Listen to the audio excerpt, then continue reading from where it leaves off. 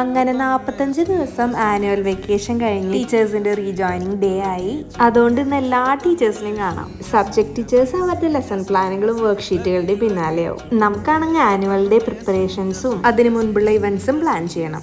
ഞാനിപ്പോൾ ഇട്ടിരിക്കണത് എൻ്റെ അമ്മ അടിച്ചെടുപ്പാണ് കേട്ടോ. ഇങ്ങനെ സ്റ്റിച്ച് ചെയ്ത് കിട്ടണമെന്നുണ്ടെങ്കിൽ താഴെയുള്ള വാട്സപ്പ് നമ്പറിൽ മെസ്സേജ് ചെയ്താൽ മതി. കുട്ടികളില്ലാത്തതുകൊണ്ട് നമുക്ക് 9 മണി തൊട്ടാണ് വർക്കിംഗ് അവർ സ്റ്റാർട്ട് ചെയ്യുന്നത്. ഇന്ന് പിന്നെ നാട്ടിൽ നിന്ന് വന്ന എല്ലാ ടീച്ചേഴ്സും നെയ്യപ്പവും മുറുക്കും എല്ലാം കൊടുക്കുന്നുണ്ടായിരുന്നു. ഈ നെയ്യപ്പം ഉണ്ണിയപ്പൊക്കെ ഞാൻ ഇത്ര അധികം മിസ് ചെയ്യുന്നുണ്ടെന്ന് ഇപ്പോഴാണ് എനിക്ക് മനസ്സിലായത്. ഇനി നാട്ടിൽ പോകുമ്പോൾ വേണം നെയ്യപ്പത്തിനൊക്കെ ഒന്ന് കാര്യമായിട്ട് നോക്കാൻ. അങ്ങനെ നമ്മുടെ ഫസ്റ്റ് ഡേ വിജയകരമായി പൂർത്തിയാക്കിയതിന്റെ സന്തോഷത്തിൽ വീട്ടിലെത്തിയപ്പോഴാണ് അടുത്ത സെറ്റ് കേക്കും ഉണ്ണിയപ്പൊക്കെ കിട്ടിയത്. പിന്നെ ഇന്ന് കുക്കിംഗ് ഡേ ആയിരുന്നു. ഇന്ന് വൈകുന്നേരത്തേക്കും നാളെ സ്കൂളിലേക്കൊക്കെ കൊണ്ടുപോകാൻ പനീർ കറി ഞാൻ ഉണ്ടാക്കിയത്.